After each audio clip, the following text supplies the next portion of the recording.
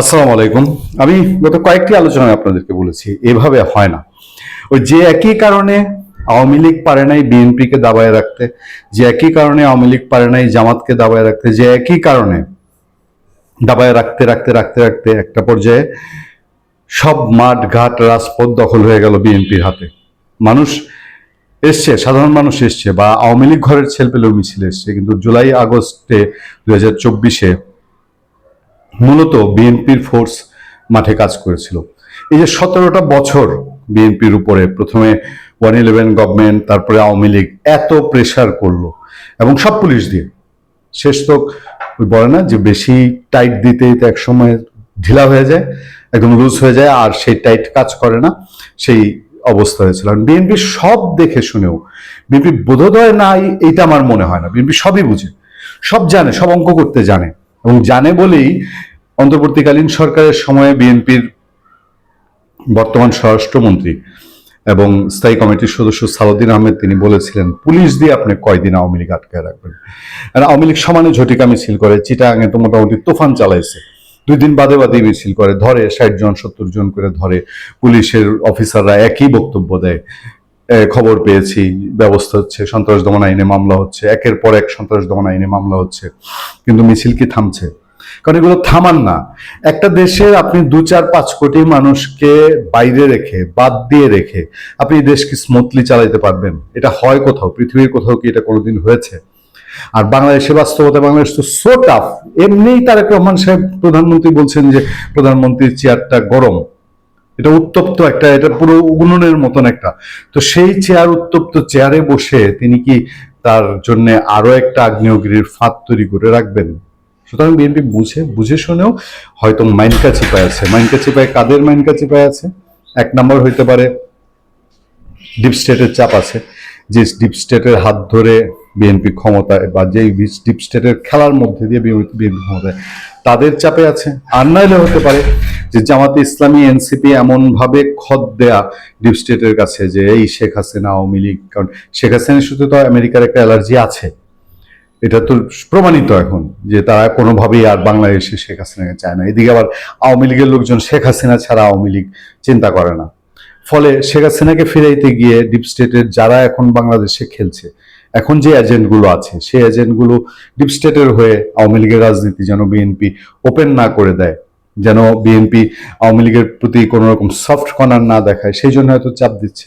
BNP এমনও হতে পারে বিএনপি মাইন কাছে পায়ে পড়ে আছে, সে সবই বুঝতেছে কি হবে, আওয়ামী লীগকে কতদিন আটকায় রাখা যাবে, এগুলো সবই বুঝতেছে। আবার পারতেছেও না বাংলাদেশে একটা ওপেন পলিটিক্স করতে। মির্জা ফখরুল ইসলাম আলমগীর বোধহয় সেটাই বলেছেন যে আমরা সবাইকে রাজনীতি করার সুযোগ দিতে চাই, কিন্তু চাইলেই তো আর হবে না। কেউ কেউ বলছেন তিনি ফাঁকা বলে দিচ্ছেন, মানুষের নজর অন্যদিকে সরানোর জন্য বলছেন, কিন্তু আলটিমেটলি কি তাই?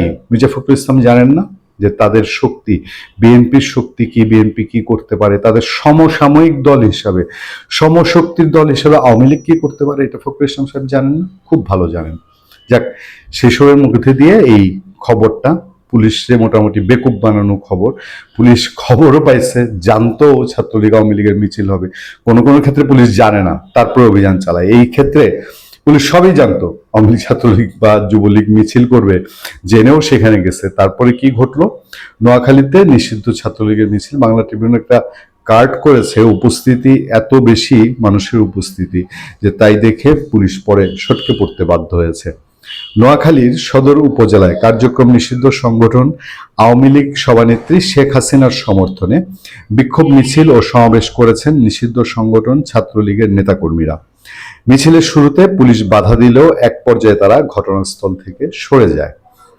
শুক্রবার 5 জুন জুমার নামাজ শেষে উপজেলার নোয়ান্নই ইউনিয়নের বাধেরহাট বাজারে ইউনিয়ন ছাত্রলীগ ও যুবলীগের যৌথ উদ্যোগে এই কর্মসূচি আয়োজন করা হয়। আমার কাছে বেশ অবাক লাগলো। নোয়াখালী অঞ্চল এমনিতে বিএনপি অধ্যুষিত এলাকা হিসেবে পরিচিত, নোয়াখালী, বরিশাল, সেই দিকগুলাতে আওয়ামী লীগ অধ্যুষিত এলাকা বলতে ধরেন ফরিদপুর, গোপালগঞ্জ, মাদারীপুর, শরীয়তপুর, বৃহত্তর ময়মনসিংহ, এই পাল্লায় তো নোয়াখালী বরিশালকে মাপা হয় না। সেইখানেই একটা ইউনিয়ন ছাত্রলীগের মিছিল, সেখানে যে পরিমাণ উপস্থিতি, এবং এই উপস্থিতি দেখে পুলিশকে ভড়কে যেতে হলো, আচ্ছা, জানা গেছে শুক্রবার জুমার নামাজের পর সদর উপজেলার ছাত্রলীগ ও যুবলীগের নেতাকর্মীরা মিছিল বের করলে পুলিশ তাতে বাধা দেওয়ার চেষ্টা করে। তবে পুলিশের বাধা উপেক্ষা করেই নেতাকর্মীরা মিছিল নিয়ে অগ্রসর হন এবং বাজারের প্রধান প্রধান সড়ক প্রদক্ষিণ করেন। বিক্ষোভ মিছিলে সভাপতিত্ব করেন নোয়ান্নই ইউনিয়ন ছাত্রলীগের সাবেক সভাপতি ও সাবেক ইউপি চেয়ারম্যান প্রার্থী আশরাফুল করিম চৌধুরী বাবু। জানতে চাইলে সুধারাম মডেল থানার ওসি তহিদুল ইসলাম বলেন, আগে থেকেই টের পেয়ে পুলিশের একাধিক দল সেখানে উপস্থিত ছিল, কিন্তু পুলিশের বাধা উপেক্ষা করে মিছিলটি সামনে এগিয়ে যায়। এই যে সুধারাম মডেল থানার ওসি তহিদুল ইসলাম সাহেব, এখন সুধারামের যে কোন বাবুরাম হবে অবস্থা, কারণ এমনিতেই মিছিল হইলে পরে আপনার এই যেই থানা এলাকায় হয় ওই থানার ওসি ত্রাহি অবস্থা, তার চেয়ার নিয়ে টান পড়ে, তা কোনো কোনো ক্ষেত্রে বদলি করা হয়, কোনো কোনো ক্ষেত্রে বড় স্যারদের তিরস্কারের মুখে পড়তে হয়। এখন এই যে নোয়াখালীর 93 না 94 ইউনিয়ন, এই এক ইউনিয়নের মিছিল ঠেকাইতে না পেরে এই ওসি সাহেব তহিদুল ইসলামের কি হবে? আসলে এগুলোর কোনো কোনো লাভ নাই, কোনো কোনো কোনো ফল নাই। এই যে শিলপাটায় পেশাবেশি, মানে পেশাবেশিটা হলো আওয়ামী লীগ ভার্সেস এন্টি আওয়ামী লীগ। এই মারামারিতে পুলিশ বেচারারা চাকরি বাঁচাবে, চাকরি করবে, নাকি বাস্তবতা সামলাবে? এই যে উপস্থিতি দেখে সটকে আসতে হলো। এখানে পুলিশের করণীয় কি আছে? ভালো থাকবেন, সুস্থ থাকবেন। আপনাদের সাথে আমি আতিক রহমান, পূর্ণিয়া।